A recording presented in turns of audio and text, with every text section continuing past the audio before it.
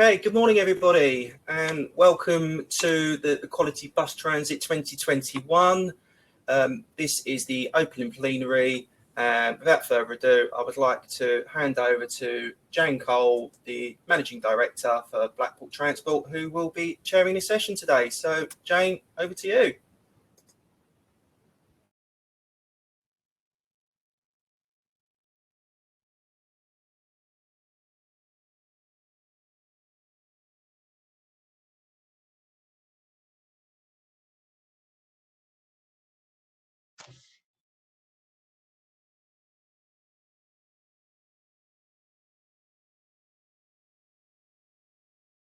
I believe Jane has just dropped off. But whilst we wait for Jane, so the speakers today, we have Alex Hornby, the CEO from Transdev Blazefield, Patrick Warner, the Head of Innovation Strategy for Brighton, Hove and Metrobus, John Barry, the former Head of Bus Network Development for Transport for London, Alison Edwards, the Head of Policy for the Confederation of Passenger Transport, and Meera Nayyar, the Head of Passenger Experience for Buses and Taxis for the Department of Transport. So without further ado, I would like to hand over to Alex, who will be giving the first presentation today. So Alex, over to you. Right, good morning everybody. Hope you can hear me okay. And it's a pleasure to join you all this morning, and thank you for allowing us to beam into your homes or offices or wherever you may be. So today we've sort of got a short session, so I'm going to whiz through a few slides. And essentially the message from us, and I think it's reflecting much of the industry, is that a legacy has been created with after what we've been through with the COVID crisis. I think it's important to try and put that in a bottle in terms of, and then we've got that moving forward as some great ways of helping us learn more in the future. If you look at the first slide, so obviously we all know the things that many of us across the industry have been doing. Our message was that we were clean, safe, ready to go. This was obviously battling against a message from government that you should avoid public transport. We were very quick in terms of trying to balance that message out by all the great things all of our colleagues were doing. And I think cleanliness and the sense of working together, the role of our amazing workforce are all things that we should really now keep as we go forward, as we plan things better. And indeed, if you go to the next slide, when we got to the summer and things did open up a bit, we became very strong on marketing about getting back to bus and encouraging more people to come back, following all the big messages about us being clean, safe, ready to go. And this meant also adapting ticketing in light of the changing working practices, more than the usual weeklies and monthlies for regular customers. And indeed, we also joined out with other government promotional messages such as the East Out to Help Out scheme. Where do we go from here? And how can we use some of these things that we did learn during this terrible time moving forward? So here at Transdev, we've come up with a strategy of Build Buses Back Better, which is very similar to the title of the conference, you've noticed too. You can find out more about what our views are about how things should be planned in the future. We've got a dedicated website at buildbusesbackbetter.co.uk, and we're really keen to share, our thoughts and our feelings and our vision with people and get some feedback on that, so we can truly work together, particularly in our operations across the north. But there may be some things we can share in the wider industry too. And on the next slide, you can see how we're really trying to create this vision that this isn't just about building the bus back better per se, it's how the bus can contribute to make our towns and cities better, and how we should play as a bus industry an integral part in the process of dealing with a number of the things that are actually shared responsibilities, shared issues with the decision makers, not just in government, but those around us who are also in very similar situations to us coming out of a pandemic and wanting to make our lifestyles better, our lives better, and ensure we, of course, recover economically. So this could create a picture that actually buses can enable towns to be more free-flowing, we can reduce emissions, we can tap into things that exist around us, the active travel message that obviously we're very much aware that the government's pushing, along with the decarbonisation agenda, and how we can work in tune with active travel modes of cycling, scootering, walking, and all those type of things, and we don't get stuck in silos, but we blend into the issues around us and make sure the bus is right in the heart of things.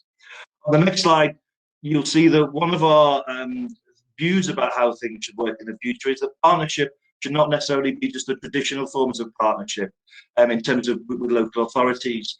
It should take in other big regional transport organisations, such as Transport of the North, as we have up here, but also other transport organisations that we should not necessarily see as our competitors, such as rail operators. And indeed, we are now showing live rail departures inside our buses that are capable of doing so, to try and illustrate to the customer that transport routine is one thing that enables you to flow freely in whatever journey you're doing. But it's also about working in tune with the bigger employers, with our business improvement districts, with other big regional functions such as the airports, and so on and so forth. And also as well, how we should also keep a close eye on developments of what the Department for Transport, of what national government wants us to do as a transport industry.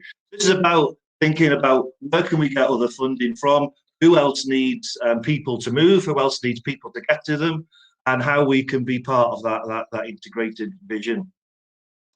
On the next slide, we talk about zero emission, and obviously the government has a huge decarbonisation agenda. Here in Harrogate, we brought what we felt we believe is the first zero emission bus town network a couple of years ago, and we've made sure that this isn't just about electric buses, but also about a lifestyle choice for people, about why the bus should be important to them.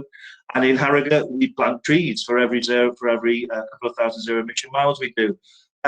On housing listings now, it says you're near an electric bus route. We did a free, we have free fares on Sundays, which is paid for by the Business Improvement District. So it's taken advantage of not just the fact we've got electric buses, but the fact that now this opens the door to get more people to think openly about buses and getting people to invest in them more, to promote them more, and getting the town to be proud of their buses. And obviously that's why we anchor the branding as we do. Quick note on integration on the next slide, where you know, again, this is as I was saying earlier, this is about looking around us, about how we can be integrated the networks around us. We're not just running our buses or even our buses in a PTE or council area. It's actually about how we're integrating with other modes that we might have not traditionally done so before. A great example of what we've been able to do with our airport services is actually have that signage in network rail stations illustrating the journey from the train through the bus, all on one ticket, and making sure we're carrying the customer through those difficult pinch points. Innovation is going to be key to what we do next. I think innovation and being creative is one of the bus industry's big strengths in the past, and I think now more than ever we have to think about how we do that in the future. This is around thinking of park and rides, not in the traditional sense, but how can we locate park and rides on existing bus routes? That can grow demand on existing routes, that can bolster frequencies, and again, you avoid the expensive upfront revenue cost of having to manage a dedicated park and ride service. As I mentioned before, it's about working with active travel modes, dedicated cycle lockers, scooter and rides, and trying to turn these functions into almost train-like bus stops, train station-like bus stops. And this goes alongside, again, some of the things that I covered earlier in terms of the things that we were led into doing because of COVID. I think these were things on our shopping list that we wanted to do before COVID, such as showing how busy buses were, getting into more information about live tracking the details of buses. It's taken all that innovation and moving that forward so we can improve the journey in a wider sense. We shouldn't also forget the product itself, the bus. Sky class buses, which we'll see in a second. We have been very clear that our customers are demanding a lot, and we have to keep ahead of their expectations. And what they're expecting from buses now is what they're expecting from buses 5 years ago, and we must also carry innovating to keep up with what they expect of a bus. And that's in terms of making sure they've got the space. Inside buses, it's about making sure they can do things that we know they want to do. it's not necessarily just about technology, it's about making sure that we position seating right on buses so people can look forward, so they can look out the window, so they can do the things that we know they want to do on buses. And it's about making sure that every seat on that bus is worth the same in terms of everyone is paying a fare for that seat. Everyone should get a comfortable seat. So it's not about cramming seats in and creating cluster interiors. It's about creating roomy interiors where people can spread out and relax on their journeys with us. You'll see on the next slide as well how we've rolled out Sky Class on 2 of our brands. First of all, between CityZap, between Leeds and York, and also on our each-way route between Manchester and the Lancashire towns of Rawtenstall and Burnley. And we've invested during a pandemic, and as far as we're concerned in Transdev, we're continuing to invest because we believe we need to work harder than ever to not just attract the same customers that we've lost, but also attract a new brand of customer to our services too. And I think when we talk about attracting people back, it's about remembering what are the easy markets that we can attract back first in terms of our target markets. And this, we know that I think one of the big markets that we've lost as an industry at the moment is the concessionary market. I know talking to our colleagues on the Isle of Man who lockdown opened back up earlier than we did here. The concessionary market is the one market that is going to take a longer time to come back. So I think when we come back with a message, it should be about trying to identify markets and talking to them in the way that they will accept, understand, and receive that message. And bring that and make sure that we talk to them in a way that will attract them back to buses and forms of media that they will understand. So this is when we come back, making sure our message is split and targeted in the right way by understanding the customer base we want moving forward. And then penultimately, how do we position ourselves? We've long been a proponent of the idea that buses should be locally positioned, and it shouldn't just be a case of writing the town that you serve on the side of the bus, but about really believing in that. And even though we serve a range of towns and cities across the north, and for those of you in the south, the north is a very complex place with lots of different things that happen, and one town in the north is certainly not the same as the next. It's about making sure that they're in touch with the decision makers in those towns, the big business owners, the big employers, those in education, those business and commerce leaders who could truly help our message. This is how we are not just writing the brand on the side of a bus, but believing in it. So it's about you see, we named our buses after Captain Tom in Keighley. We've named buses after local schools. We've honoured our heroes on the sides of a bus in each of our companies with pictures of our great nurses and our key workers that kept us all moving through the pandemic. So it's not just about having a local brand that people understand and respond to. It's about truly believing in that and showing the depth of quality in brand too. Finally, it's about people. I think we all know that our industry is all about people. It's about employing and motivating and managing great people, and it's about serving people as well. And I think, you know, when we came through the pandemic, I think little did we truly understand the power and the value of our people who all came to work every day, who kept shining, who earned the respect of their communities. And I think, as I said at the beginning, by bottling that immense power and proving the quality of the value of our workforce and our people, these will be those who will enable us out of this crisis, will enable us to recover. For as many of the great ideas and innovations that we may have, it involves people to have to initiate them for us and people to have to use them. So always make sure that we have people at heart. Very much. Thank you very much indeed, Alex. It was a rousing start to the conference and some key messages there about clean, safe, ready to go. Lots to do around integration, working with stakeholders and collaboration. So we're going to questions now, and there's one question in the chat already, Alex. Can I ask Joanna Chu to unmute herself and to come on camera and ask Alex a question that you've got about green messages? Hey there, Joanna. Okay, well, I'll read the message out for you, Alex. She wants to know that from Harrogate, the buses look amazing, but there's not much local promotion around the green credentials and what residents can do to be greener. The comms always seems to be around technology. Should we be doing more as an industry to work better with the green stakeholders to get the use of the bus, its green message across? Yes, absolutely. And I think what I would say as well, though, it's about understanding what customers will react to easier, shall we say? So I think if we know the kind of things that they expect from us. It's about being punctual usually. I think now it's obviously about being clean. I think that has been a thing that's overtaken punctuality. I think for the first time ever in terms of what customers expect from us. But yeah, there's a true role to play in working with those organisations who are promoting the green credentials.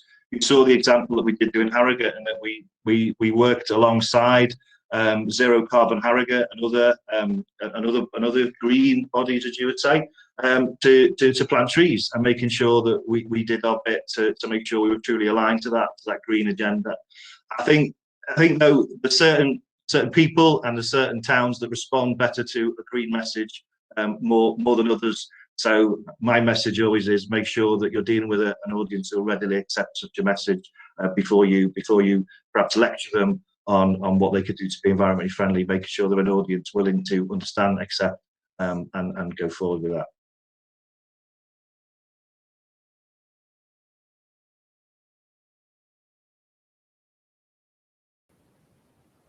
Thank you very much, Patrick. Sorry, Alex, should I say. I believe that Jane has sadly dropped off again, so I'd just like to move on to Patrick Warner, who's the Head of Innovation Strategy for Brighton, Hove and Metrobus. I would just like to ask everyone as well, if we can keep the questions till the end, then we can engage in a lively panel discussion at the end. So if any of the delegates listening could pop your questions in the chat box, then we'll come to them at the end of the session. So Patrick, over to you. Great, thank you very much. Super. So as Alex said at the end of his presentation there, people really are at the centre of absolutely everything that we do, people and the communities that we serve. And I've had a huge opportunity to see it firsthand during the pandemic, just how great our people are and how great our communities have been in working with us, by getting the chance occasionally to go out, roll my sleeves up and take a turn behind the wheel alongside frontline colleagues. So I've been really privileged to be able to do that. And I've seen at firsthand how our teams have done so much more than just move people from A to B in quite stressful circumstances at the time. So it's been hugely rewarding to be able to do that.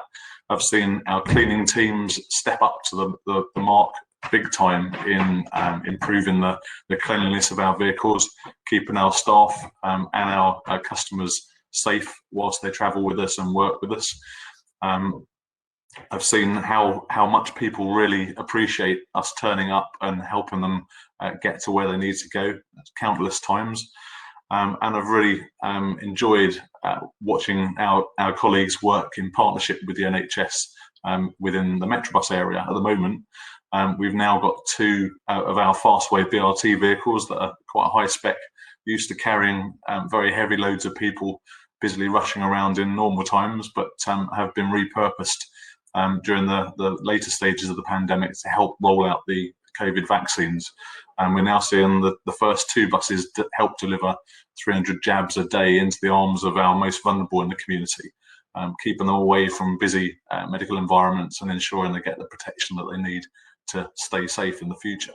And we're now also talking about a third bus there and remain on standby to help any other healthcare partners across our region. So hugely rewarding to see that, and also to see our colleagues recognised for that. So we can go to the next slide, please. But I am hugely optimistic for what our industry can do after the pandemic. I think there were some people who foolishly believe that traditional buses may have had their day and that they're just not going to be relevant in the future. I think you couldn't be more wrong if that's your attitude. We really see buses enabling that economic recovery, helping people move around our communities. We've got an extra big tide now of car use to turn back from some of the unfortunate messaging that's had to take place to try and keep people safe. And we know that stepping up to the plate with even better buses in the future, even quicker journeys, are going to be really relevant to ensuring that we don't end up sort of stuck under a rising cloud of NOx particulates and suffering even worse health problems than we've had with COVID. But we've also got huge opportunities to act as quite a powerful enabling force, I think, to share that zero emission future, the really exciting new energy developments with smaller fleets in our communities to help bring about much wider decarbonisation and improvements to air quality and public health. So I'm really excited with some of the work I'm doing on zero emission buses in the future that I know will help bring that about. If I can go to the next slide, please. And 2 years ago, I really remember the words of our Group Chief Executive, David Brown, ringing in my ears when he spoke at the UK Bus Summit and spoke about the need to think beyond buses. And that's something I've really run with in the last couple of years. I've been really working very hard in partnership with a variety of different stakeholders. If you asked our Managing Director, Martin Harris, he would tell you that we do stakeholdering on steroids. And I think that's certainly true. We've been very often the only bus operator in the room in some of these discussions, and I'm thrilled that we've built what is now a nearly £42 million pipeline of improvements that are going to come, not only in terms of funding for these exciting zero emission buses, but also the infrastructure that's going to help support those be much more effective in the future, giving people faster journeys, transforming the passenger experience with a raft of new improvements. And so I hope very much that I'll get the opportunity to see many of you in the closing presentation later on, where I'll go into more detail about some of that partnership working. But for now, I'll look forward to taking questions at the end of this session and hand back to Mark. Hi, Jane's back now. Sorry about the technical problems. Thanks very much indeed for that, Patrick. What clear message is there about people being at the centre of all that we do? And I like the clear optimism about the relevance of bus. So thank you for that. There's one question in the chat panel from David Redgwell. David, can you unmute, please, and ask your question to Patrick?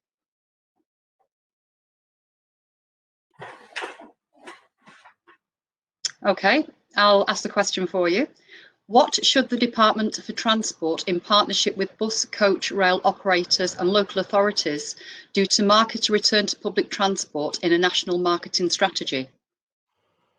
Great question. And I think Alex alluded to this as well. We've really got to challenge the messaging around public transport. And that's not just about telling people that it's good and it's safe to use. It's about having advocates. And so I think we need advocates not only in our local communities that practice what they preach and show people the way to go, but also national leaders need to step up and take a share of that too. And I remember seeing during the pandemic, actually, Rishi Sunak, the Chancellor, using the tube, and that was really powerful. It sort of took on a life of its own on Twitter and social media for days afterwards. So I think if we can have national leaders that are prepared to back what we're trying to do and show it by using it themselves, then that would be really powerful. Thank you very much. That's a very clear message about leadership in the industry. So those are the questions that we've got on chat at the moment. So I'm going to now hand over to John Barry. John is the former head of the bus network developments for London for Transport. Welcome, John.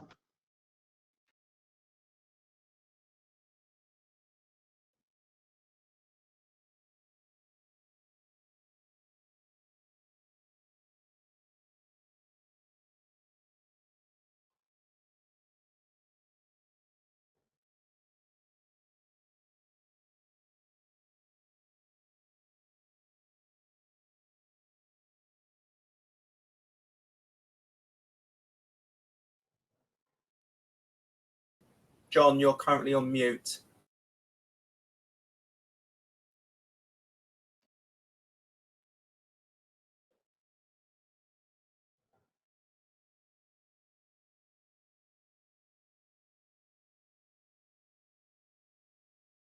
Can you hear us, John?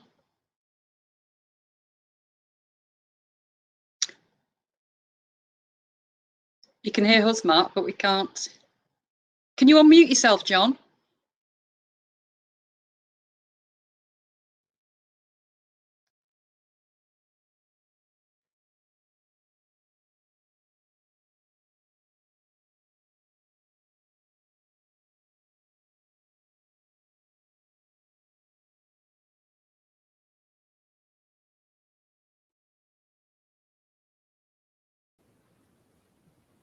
Jane, I believe we should just move on to the next speaker and we'll just correct John's audio. Okay. Okay, everyone. Well, John's obviously having some technical problems at the moment. So what we're going to do now is we're going to move on quickly. And I'm very pleased to introduce Alison Edwards. Alison is the Head of Policy for the Confederation of Passenger Transport. So over to you, Alison. Thank you. Thank you, Jane, and good morning, everyone. As we know, local authorities and bus operators have been working together throughout the pandemic to ensure that the bus network delivers the services that people need, taking into account things like the need for social distancing on board the bus, changing travel patterns, and the needs of critical workers and such like.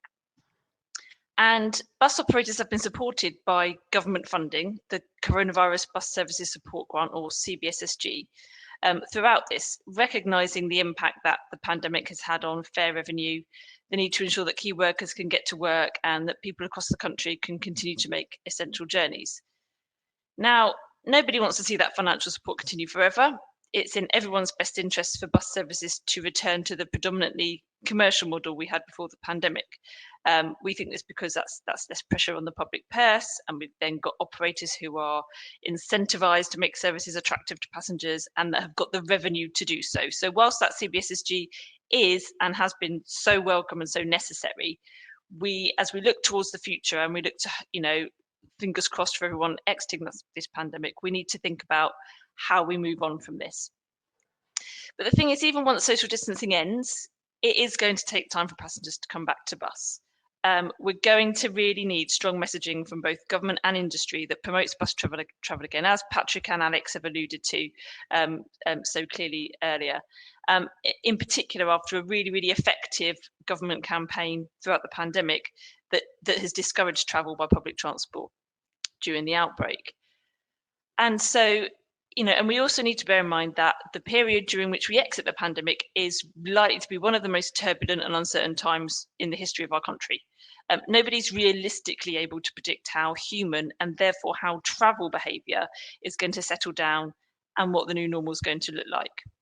So the danger is that if we make a really sudden switch at that time from the CBSSG subsidy kind of back to the wholly commercial model that we want to get to, actually what we will end up with is we would end up needing most likely a kind of quite a rapid and substantial reshaping of bus networks, which actually are unlikely to be right for future passenger travel patterns and demand, and in fact may well hinder those longer term plans for getting people back out of their cars and onto the bus.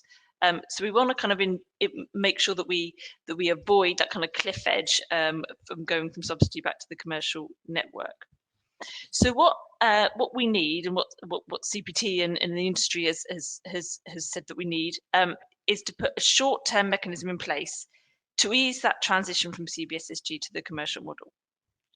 We think this should be local authorities and operators working together, as they have done so well throughout the pandemic, in a kind of recovery partnership, which can agree what the bus network should look like in that transitional phase and what support is needed to deliver it.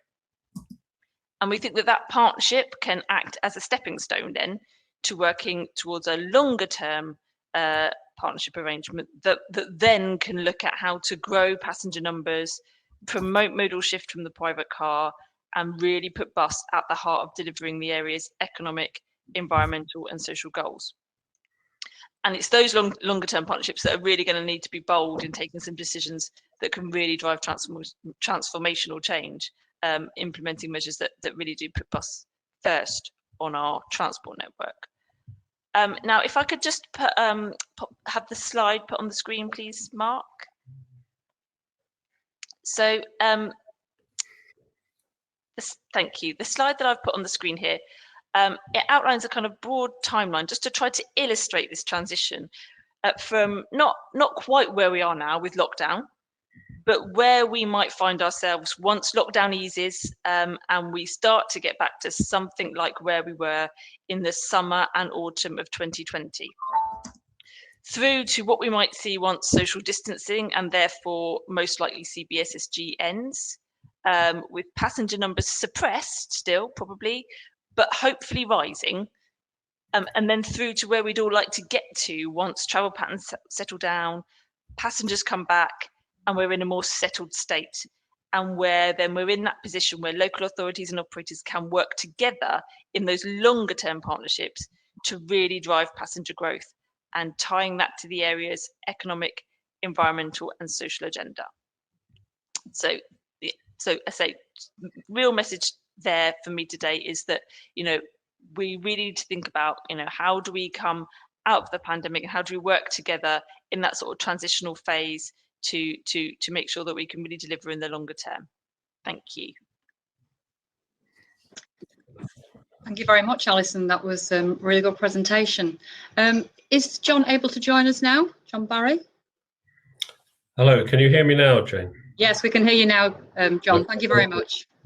Sorry about earlier. I'm just going to share my slides, so bear with me for a minute. What I'm doing today is giving a bit of a historical perspective and asking the question, when did we last see something like this effect on demand for buses? So I'm hoping that everybody can see my first slide now. I'd like to give that historical perspective and also talk about the role of operational delivery, by which I mean getting the services right every day, making sure the buses are going to the right places and continuously adjusting the network, and then running reliably with good headways or good on-time performance. Everybody knows these things are important. I don't think we talk about them enough in conferences, and I think this is really the most critical thing of all. So as I said, I want to give you a bit of historical perspective. Sorry about the chart. You don't really need to read all the labels. You just need to know that this is the long history of bus usage in London, going back to 1933. And going forward a little bit, as TfL saw it at the end of 2019, the chart goes forward to 2024.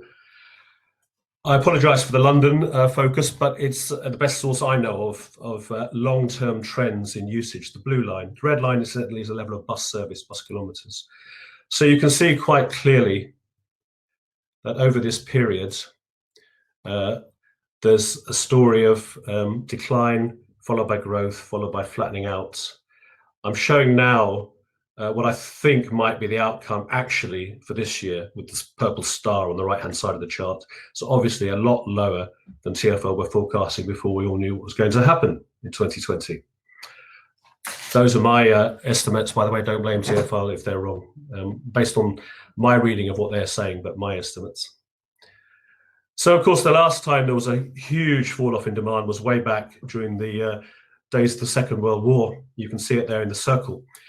Now, what can we learn from that? It's so long ago, probably not very much. But I'd ask you just to look at the way that demand came back at the end of the war, and then how it fell away again. Now, we all know the reasons for that in the 1950s, car ownership, changing lifestyles and so on.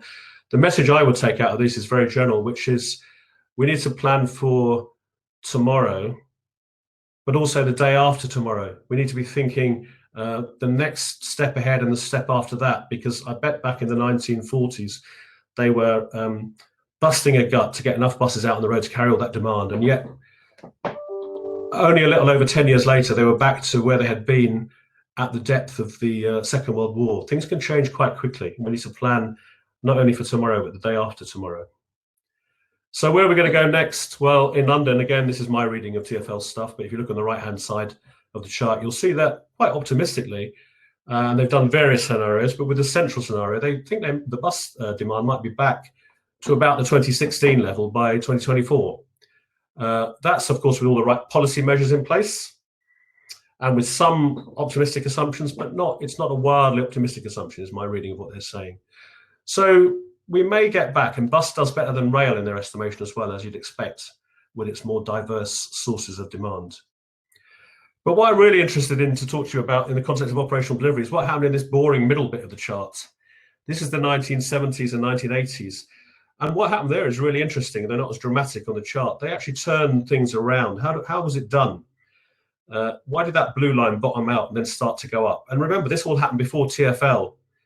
We talk a lot, quite rightly, about the impact that an integrated transport authority can have on a city's public transport usage. But things were going on before that, of course. What caused that blue line to start turning? I think this is interesting because it reinforces my point about operational matters and operational delivery. Now, of course, lots of things were going on. I've put on here some of the things we talk about now: building back better, how reduced journey times and increased predictability, allocation of road space and bus priority being critical, tick. Vehicle configuration, fare structures and fare collection systems are part of the solution, yes. Governance, control, funding, well, we'll have different opinions about that, but I don't think anybody disagrees that how things are organised and how the money flows around is important. But we don't really talk enough in these contexts about operational delivery. And again, by that I mean continuously updated networks plus everyday attention to excellent reliability. Now, I'm not saying that big top-down measures aren't necessary. They very much are. And going back again to history, some of you on the conference may know that back in the 60s, London Transport had a fundamental look at their bus network, and a reshaping plan was published in 1966. A good thing to do. Did it work? Well, 10 years later, this is where they were. Passenger loss held at 5%, considerable achievement in a tough financial climate. We can never be sure how things are going to turn out.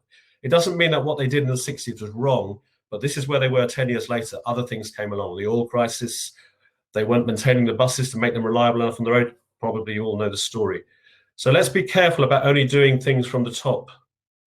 So here's what the core of what I want to talk about. Apologies, another chart. This one is the long history of bus service quality in London as measured by the best available source for the long run, which is called excess waiting time. It's been measured in London since 1977. It's the difference between how long the passengers wait according to observations compared to how long they would have waited if there was a perfect service. When it's high, it's bad. When it's low, it's good. So you can see that the long trend there was to bring it down from a very, very bad level of 4 minutes in 1978 to around 1 minute, just over 1 minute in the 2000s. But that didn't start with TfL. There were big changes that happened under TfL, but you can see it's coming down more or less continuously all the way through the 70s and 80s. I think this was really key to turning that corner in demand in London. And it came about not by accident, of course.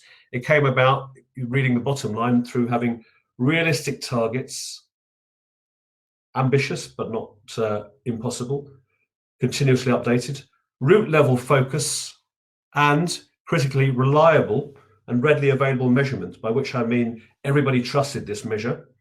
The operating departments, the operating companies, the specifiers, the holders of the money, everyone believed these numbers. And it was readily available. The numbers came back in a timely fashion. You could look at them at route level or even at bus stop level. You could take actions based on them. And it was driven by what was understood to be the passenger's primary requirement, which was not the actual bus. The bus has to be clean and safe. Not necessarily the level of customer service. The driver has to be well trained and give good customer service. But what really motivated passenger satisfaction, and it was true all during my time at TfL, was time factors. And so this was chosen as the key indicator for that reason. And so where are we now? Well, you probably all agree in principle with my message about operational delivery. I hope I've introduced a new note to say we don't often talk about it in conferences, not sufficiently, I think. And what's going to happen? Well, bus demand, despite the stars on my chart and TfL's efforts, people have to make some kind of stab at what's going to happen. The exact nature of future bus demand is definitely uncertain. There's two quotes there which you might say are contradictory. One from today, in fact, the bus industry is likely to have to become less dependent on high streets and more accepting of peakiness as a fact of life as it seeks out other markets. That's one view. Or the increasing relative importance of discretionary travel will improve the case for off-peak service enhancements. So less work travel, more discretionary travel. Maybe the loads will spread out through the day in a way that we will find beneficial in the industry. So maybe both those things are true. Or maybe the real truth is somewhere in between, or maybe it happens differently in different parts of the country. We just don't know. But what we do know, if you look at the box at the bottom, is whatever happens, operational delivery enhancements will be important for all scenarios. We need to talk about them more. They need to be a cross-industry topic, whether London or outside London, whether in the private sector or the public sector. The themes are the same everywhere. They need to be being done continuously, in continuous enhancement, and based always on practicality, asking what works, who's done something that we know about, that we can learn from. To do that, you've got to have clear operational delivery targets. Now, the picture is a little blurred. I think in the commercial world, there will be different considerations from in the London environment, but I'm sure we can do something about that to say, what does it mean to have good operational delivery?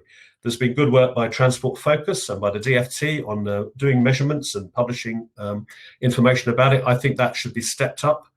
And crucially, we need to have a reliable definition and a reliable measurement of what we mean by success or failure in operational delivery, because that goes to the heart of what I'm trying to say today, which is the passengers' primary focus is on actually the operational delivery. We need to know how we're doing. We need to be able to share that information, and we need to be able to act on that information. Thank you. Thank you very much, John. That was a really good presentation. You know, use of data is so important, and how interesting to look at historically what has happened in the past and planning. So well done. Thank you for that. Now I'm going to hand over to Meera Nayyar. She's the Head of Passenger Experience, Bus and Taxis for the Department for Transport. Welcome, Meera. Hi, Jane. Thanks for the introduction. I just want to say as well, I really enjoyed John's presentation about estimated wait time. We've actually, that is something that I was planning to talk about in our session as well. I've sent a quick slide to Justin if he's able to share that. But from a DFT perspective, just in terms of building back buses better, so I think there's a few priorities, but ultimately we fundamentally see bus as an integral part of the public transport system, and public transport is essentially the sustainable mode of transport.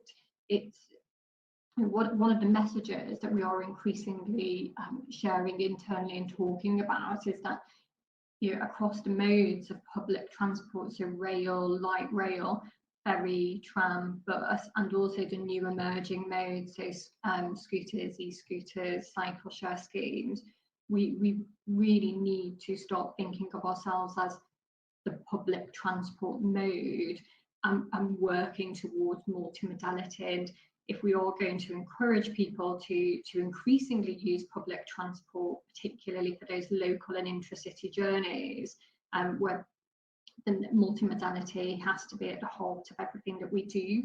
And passengers need to feel, people need to feel that they can both start and finish their whole journey on public transport, and that journey is frictionless, it's as smooth as it can be.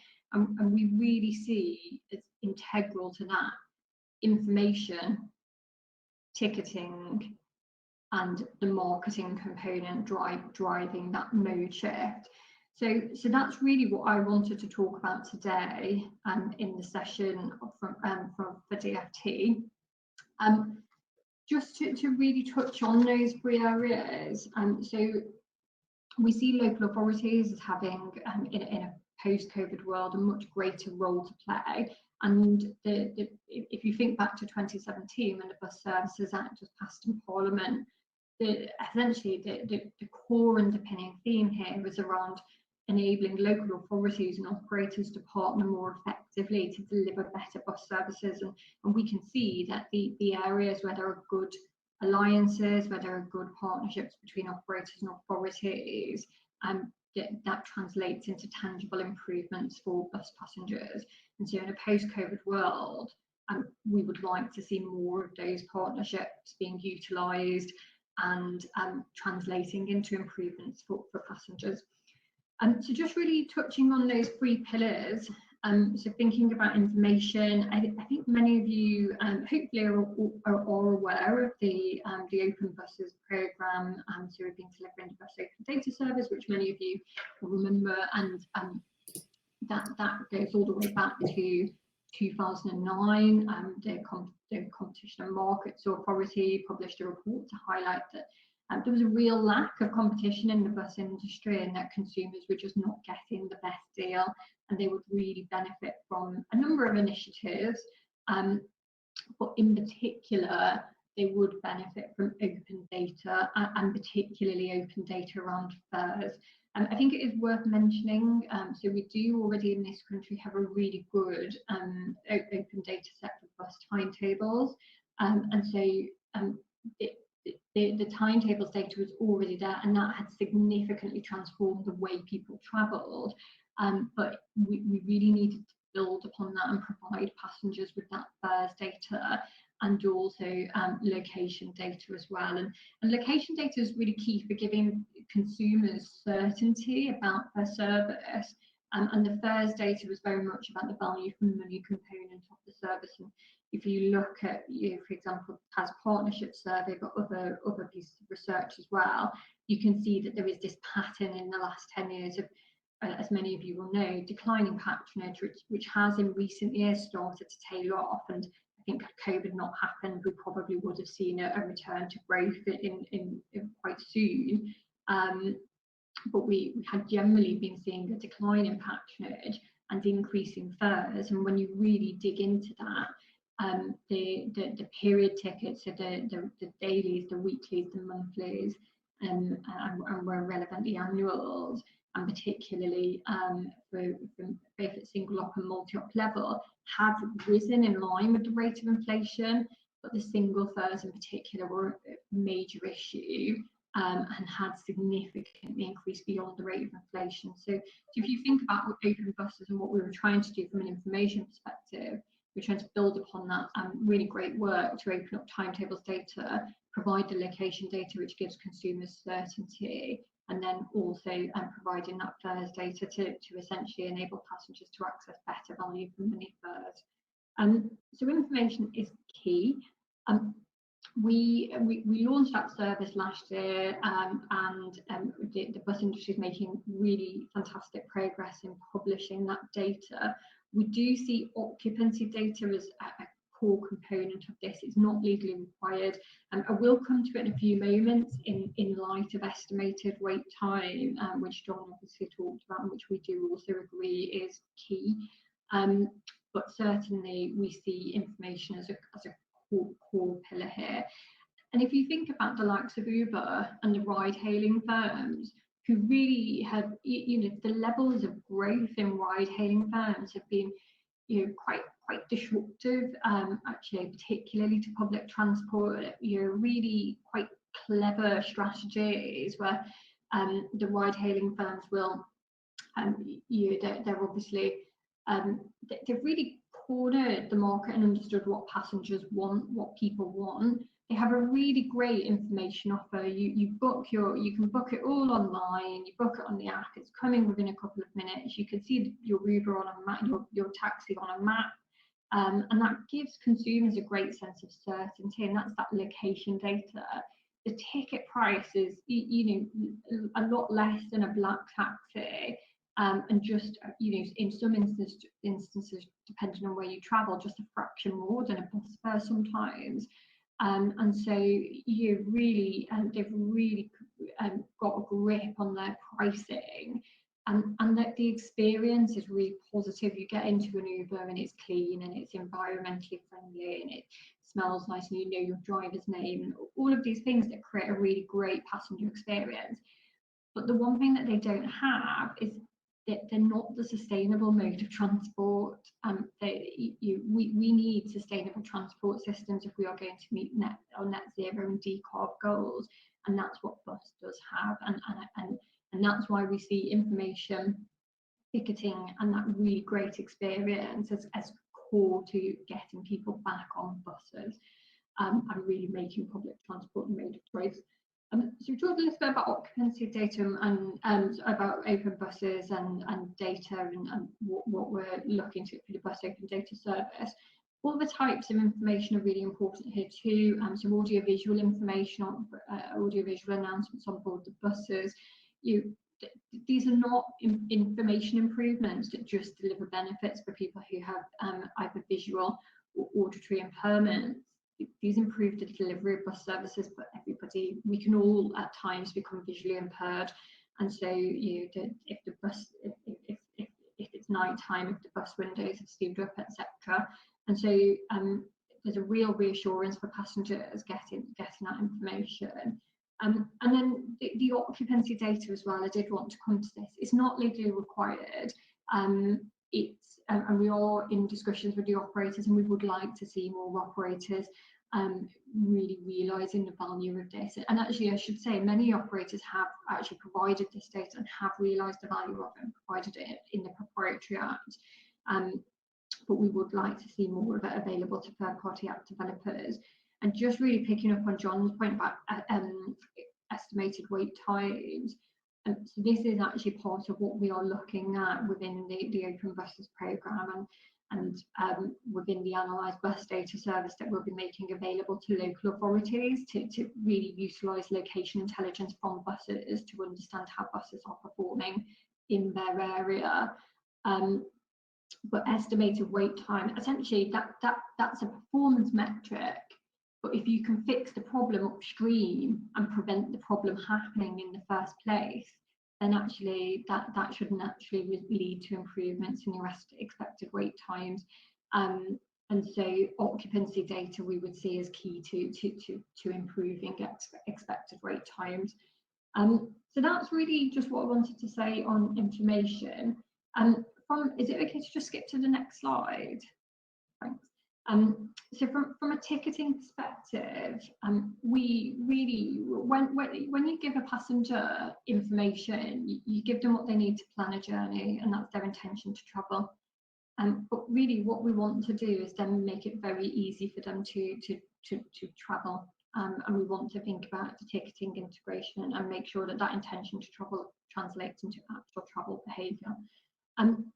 Ticketing is key, and that will be a real focus for us going forward. We are already, next month we'll commence a review of the block ticketing exemption for multi-operator and multimodal tickets. We would really welcome input and contributions from across the sector. We'll be reaching out to the bus industry, but also to the wider transport industry, including the new and emerging modes of transport. But really what we see in a post-COVID world is contactless just being provided as standard. We've seen demand for contactless significantly increase since the public transport restart. We already knew for contactless about some of the dwell time, so the journey time benefits, the emissions benefits, so some of those anticipated benefits associated with contactless. But the safety and the hygiene benefits hadn't necessarily been highlighted until COVID, and it really has put contactless at the forefront. And so we do see contactless as key. From a ticketing perspective, multi-operator and multimodal tickets, we already have some really great multi-operator and multimodal ticketing schemes, Swift, Travel Master scheme.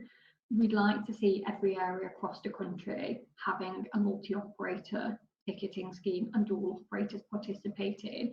But fundamentally, beyond actually having that participation to give the consumer choice, actually having that, making sure that those tickets offer value for money and really thinking about the price premium associated with those tickets. So really not being more than 5 to 10% above the cost of the single operator equivalent. So quite a lot on ticketing, and really thinking about ticketing innovation. We talked a little bit about single fares and how single fares have really increased beyond the rate of inflation. We've seen in areas that have offered youth flat fares significant increases in patronage, and that's been we've seen that in Merseyside, but we've also seen it in Yorkshire across many of the big 5 operators. And youth flat fares, these are one of the groups who are just essentially more likely to purchase single fares because they might not necessarily always have the income to purchase the slightly more costly period tickets in advance. And so in essence they incur what we call a poverty premium because they're having to pay a high price for those single fares, and so we would like to see more certainty from consumers in the form of youth flat fares, and then also potentially things like hopper fares as well, so being able to travel for unlimited journeys within a fixed time window for a flat fare. So real innovations in fares and ticketing, and also I should say much greater integration between rail and bus, so thinking about the Plus Bus offer, and really making sure that your Plus Buses feels like one of our best kept secrets in the industry. It's a real opportunity when people are travelling into city between one town or city to another, to keep them on the public transport network and get them trying bus, and Plus Bus is our mechanism to do that. So really seeing greater utilisation of Plus Bus. And just final point from me is really around mode shift, and just really trying to think about how we use marketing to drive that mode shift and to encourage people where possible to use public transport, particularly for those local and intracity journeys. And we see you know, that a really important role for marketing, both at national level, so back to bus, and then also place-based marketing campaigns as well. Really thinking about how we target new markets and how we grow as an industry. And in thinking about that, I think there's a real option here. There's a real potential to consider new modes, new ways to deliver bus services. So, for example, during COVID, we saw pre-book services, which in some areas have not always worked, but actually I think there was a really good example of how it did work for one of the big five, who ran a pre-book, and it was specifically to service an organisation to provide a workplace service and for an area that was out in the sticks. And so we'd encourage operators to really think about trying and piloting new types of services to reach new markets. And then really, other than that, Alex raised some really good points about wayfinding and really thinking about, from a marketing perspective, the role of wayfinding and navigation and how that enhances the experience for passengers. And again, just really thinking about how we are working across the modes. So through the local authorities, building those partnerships and working with other modes, both conventional, light rail, tram, ferry, and metro rail, but also the new and emerging modes, cycle share schemes.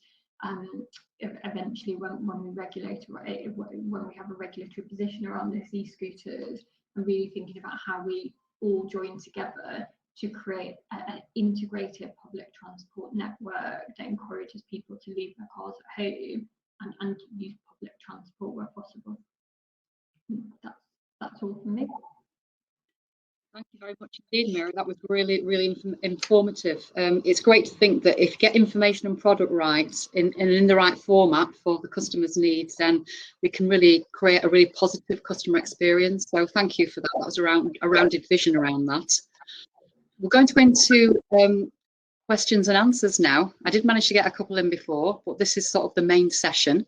And we have had some questions coming through on the chat. So I'm going to pose the first question to the panel and ask for a volunteer to answer. If we don't get one, we'll nominate somebody, so beware. So the first question to the panel is bus franchising potentially even more possible post-pandemic? And does greater local authority control mean better value for money? Who would like to answer that?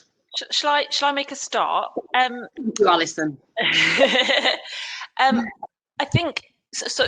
Going back to what I was talking about with this kind of, this transition phase from coming off of out of the pandemic and off the government support, and how we're going to be in a kind of really quite a turbulent time, and we, in a place where we need to kind of wait for new travel demands to settle down, passengers to come back.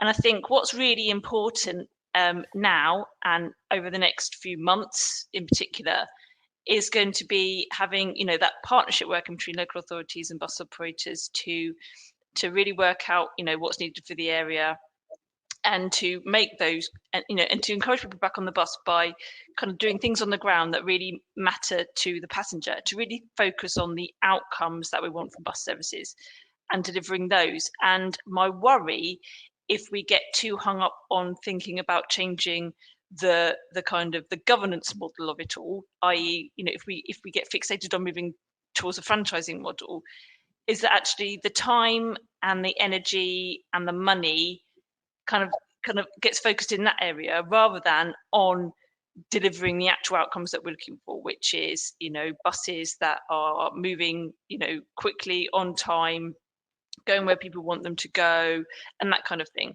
So in my opinion, actually, I don't think the pandemic has delivered I don't think it has kind of led to this ideal time for franchising. I think actually the opposite, because I think what we really, really need to be focusing on now is those outcomes for passengers that get people back on the bus. But I'm sure others will have views on the panel. Anybody else want to come in? Alex?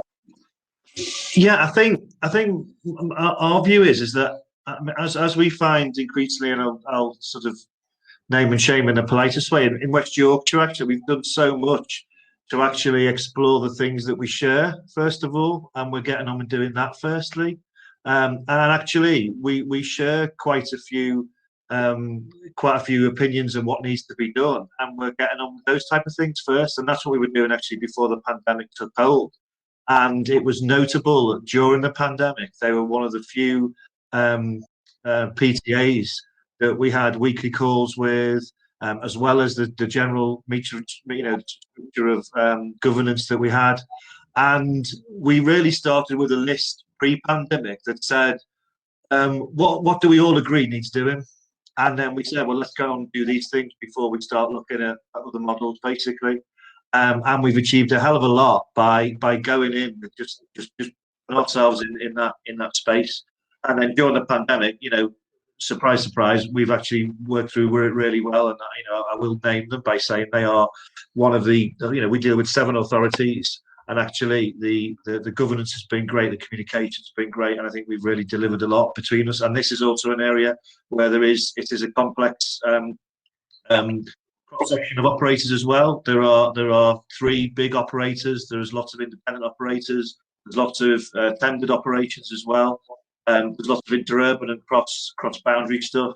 But still, I think we, in that area, I will say that we've achieved a lot. And again, the starting point has been, what do we agree on and what can we get done together first before we start looking at other alternatives? Excellent. Thank you very much, Alex. Patrick, did you want to come in? Have you got a different view?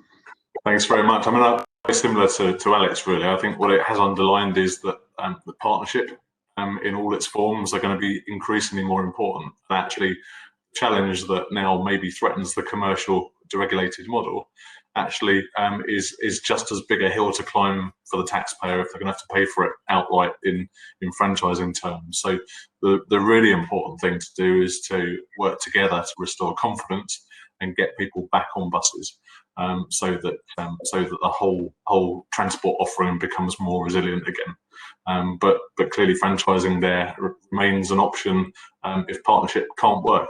And that's, for me, what it does. It reminds us all to keep on our toes, keep doing the maximum we can to work together and provide a great service. Thank you very much. What we mustn't do in all this mix, particularly around local authorities and tourism, is forget our coach partners and the part of the industry. And I've never seen so many operators step up to the mark at times of need, particularly from the coaching industry, in the bad weather around rail replacement and stuff. So well done to them. I want to ask Stephen Hoskins now to unmute himself. He's got a question directed at John Barry. Are you there, Stephen?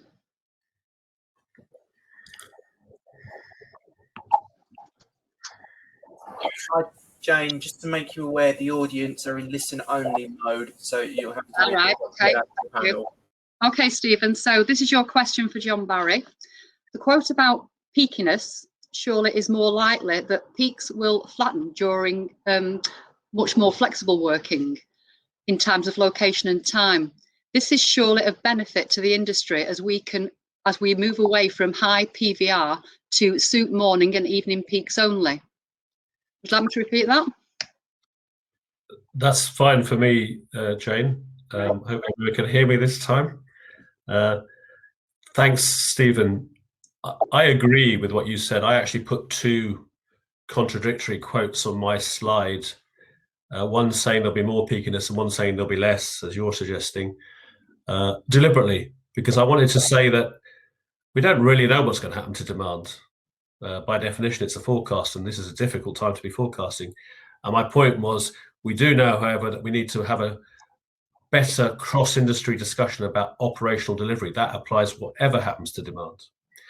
But I tend to agree with the point that peakiness will diminish, and I think that's a good thing for buses, because the bus is public transport mode that can serve quickly the parts of cities that rail can't.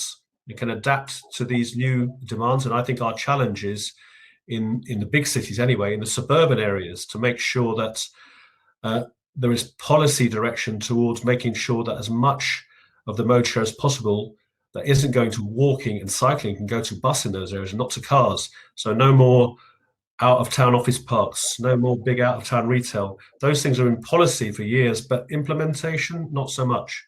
So I think buses are on a promise, if you like, of richer pickings in the outer areas of cities as people stop going to the central areas in such numbers as they used to, but still need to do things. And I think demand will come back, and I'm hopeful that you're right, Stephen, that it will also be less peaking than we've experienced in the past. But who knows? I would conclude by saying, who knows? We have to be ready for every scenario. Operational delivery is the key thing we should be getting on with. Thank you very much. This is a question now for the panel, so looking for a volunteer to answer this. So is the gift of bus recovery in the allocation of road space to the bus and bus priority measures? So is there enough space out there for everybody so we can put bus priority measures in? Happy to take that one for you, Jen, if you like. It's certainly an area I've been focusing a lot of my attentions on, coupled with the introduction of zero emission transport, because across the UK, there's no doubt about it, we've seen what I've often referred to as a decade of damage, which is increasing traffic congestion, causing much longer bus journey times and more unreliability. And for most areas, I think the average is about a 40% increase in bus journey times, and that's completely unsustainable. In most areas of the UK, it's causing lower frequencies as operators have to try and juggle resources to cover the costs, increased costs of providing those services. But even in places like Brighton and Crawley, where we, until the pandemic, were still in a market of growth each year, even that it's not sustainable. It's been causing us to add six-figure sums of extra buses on the road every year to deliver the same service. And even we won't be able to carry on doing that. So it is essential to look at reallocation of road space to build resilience, and not just in sort of a stick and plaster way by looking at odd traffic light measures or short sections of bus lane. I would argue we should be looking at ambitious end-to-end journey priority, so that people can really count on much quicker bus journey times, not just trying to make them more resilient today, but making them far more attractive. Then we can prove with the experience that we've got already that you'll get modal shift, you'll get growth in people making the right choices, and the improvements to air quality and public health will be out of this world. Can I add something, Jane, to this? Certainly. I think a key here is road user charging, and that as an industry, we should be seeing our way to supporting that. It's a difficult thing for authorities to do. Obviously, we have one scheme in the UK, one big scheme in London, but road user charging really is the only way, I think, to get beyond the attempt to prioritize between bus, cycling, walking, freight, and so on. Because I'm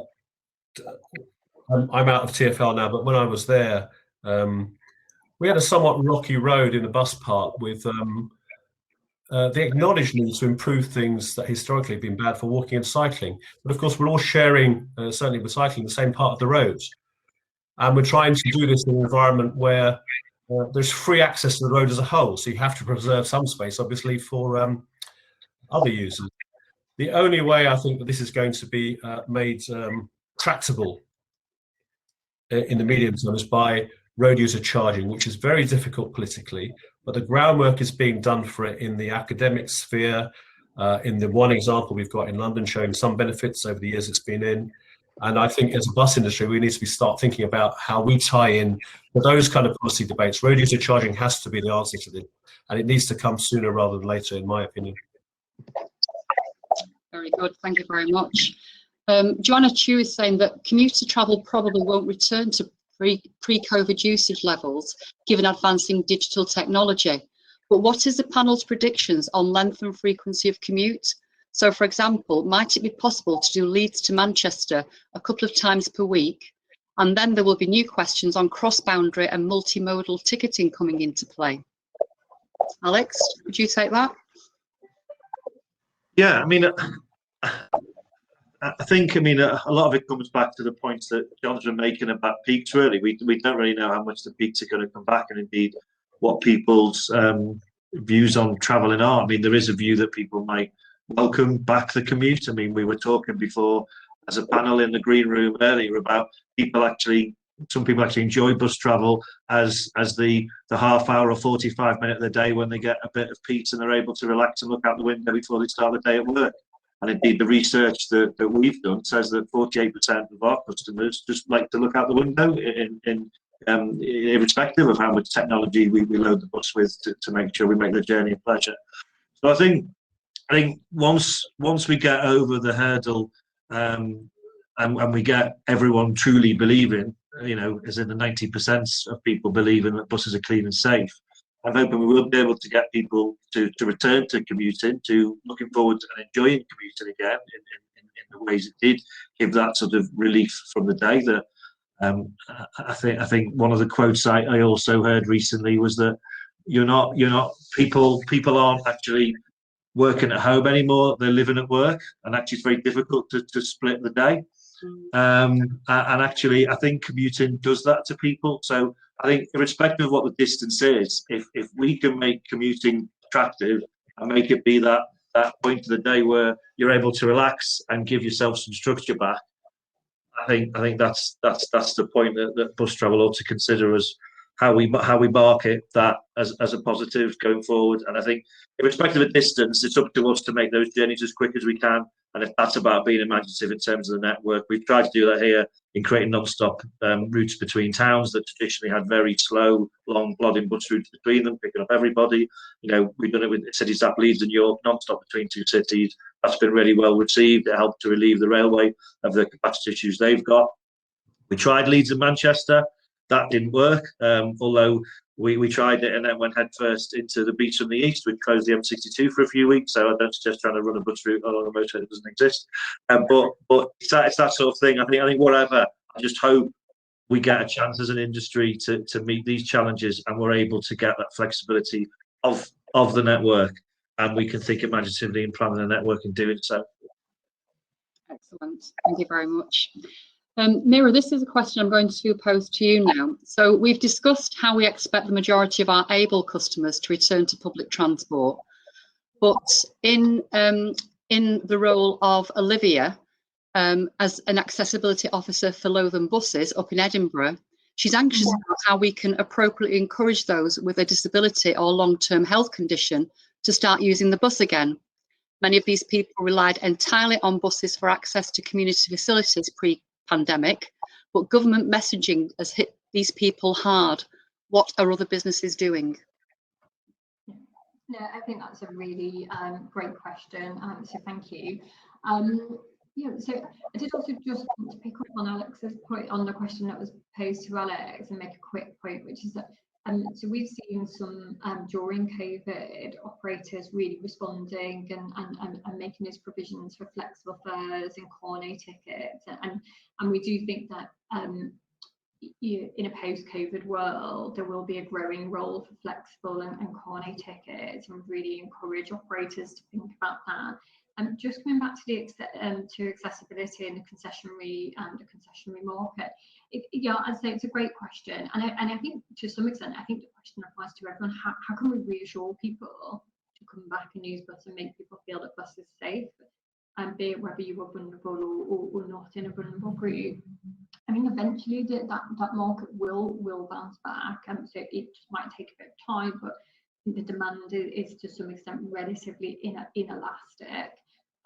But certainly in terms of making people feel safe to come back and use bus, Transport Focus did some really great research last year as part of the Public Transport Restart 1, and the things that really came through there were face masks, contactless, and cleanliness of the buses, and actually they've making sure that those provisions, and we actually saw Jane Blackpool Transport do some really great work, having ambassadors at bus stops, we encourage you ensuring that face mask compliance, and bus stops themselves are a real underutilized asset on the network, and so it was really great to see that leadership coming from Blackpool Transform. We did talk about that quite a bit in DFT and held that up as a good example. But you know, in making those provisions as to making sure the passengers are wearing their face masks, that they're behaving properly on buses, that your buses are clean, and that you've got that contactless technology. There's also this really important role to play in making sure that passengers know that those provisions are in place. And we saw some really great work coming from the likes of Ticketer. Well, Ticketer actually one great example, but Passenger, and you know, Alex will know this. So Tom Key and his team. Making sure that that information was flowing through to passengers, and they could see when buses have been last cleaned, and they could see what technology was available on board buses, and the occupancy data was going through. So I think in terms of looking forward, and how do we reassure the concessionary market and the overall market that buses are safe and that they can travel safely on a bus, I think making sure that we've got contactless on. And I would say the bus industry is actually really leading the way in some respects on contactless. We've got 84% of vehicles with contactless technology, but there's still a little bit of work to do. And I think the remain, if we can get to that point where we can say we're 100% contactless, what a great achievement. So contactless, making sure buses are clean, and that information is flowing through to passenger apps, and they can see that when buses are last being cleaned, making sure the occupancy data is there as well, and really encouraging your passengers to, through marketing, through ambassadors, however it may be, to follow government guidance to reassure their fellow passengers. Thank you. Any want to come in? Yeah, thanks. Just to add to that, really. I mean, many of you will know my colleague Victoria Garcia, who leads for us on accessibility, and she's done an enormous amount of work engaging with different communities and seeing things through their eyes, which I don't think you can place too high a value on, really. Very often, it's about giving them confidence, sharing that, so making an effort to provide a bus occasionally for different communities to come on and see, because like many people who haven't used buses before, their perception of what bus travel is like is very different from the modern reality, which is actually far better than most people would think. But also sharing that lens of what the accessibility needs are with our colleagues, and so we've had a long running course within Brighton, Hove and Metrobus called Going the Extra Mile, where drivers and all other colleagues can simulate what having some of these conditions is like, and gain a far better understanding. So people start to embed in their DNA a level of understanding and courtesy that just makes it easier. I don't think many people with accessibility needs expect us to do things drastically different. I think they just expect us to show compassion and understanding, and give a little bit of help sometimes when it's needed. And many other things that we've done to make the lives of people with accessibility needs easier on buses is actually a huge benefit to all of us travelling. And Meera was talking about some of the technology improvements and the cleanliness, the next stop announcements. Those things make life better for all of us. So embrace it and understand it is what my recommendation would be. Awesome, thanks Patrick. And we all, Victoria actually got an OBE for the work that she did at Brighton, so well done to her. Did anybody else want to come in before we move on? No? Okay, so this is a question now for you, Alison. It's a policy question, and it's coming from Keith Homer. And he's saying, while the Bus Service Act 2017 delivered useful new mechanisms for partnership at network and whole service level, we seem to have forgotten the simpler, focused punctuality improvement partnership provided for by previous legislation. Is it time to revive this form of partnership? Well, I can't talk specifically about the PIP. That was before my kind of time in bus, but I definitely think that there's, that we definitely want to see, as we've talked about, improvements in, or focus on how we can get really consistent punctuality and timeliness and quicker buses on the roads. I think is key, because we know from kind of transport focus work that's been done and previous passenger services, that actually what people really want from their bus services is buses that are quick, on time, and reliable. That's that kind of time and time again comes out as that number one thing, and that's where we need that partnership working absolutely between local authorities and operators to make that happen, so that we don't have buses that get stuck in traffic, whether it's through a variety of bus improvement measures, whether it's getting people out of their cars. So there is absolutely a role for partnership working over, improvements in punctuality, and it'd be really interesting with the national bus strategy coming out, hopefully, possibly the next few weeks, to see how that deals with, what local authorities and operators need to do together to get really kind of on time, frequent, quick buses moving through our streets again. Thank you very much. Well, I'm getting a bit carried away here. I'm enjoying myself so much. So we are coming to a close now, I'm afraid. So thank you, everybody that's attended the conference. We have got all the questions still in the chat, so I'm sure that somebody will be getting back to anybody who's not had a chance to have a reply.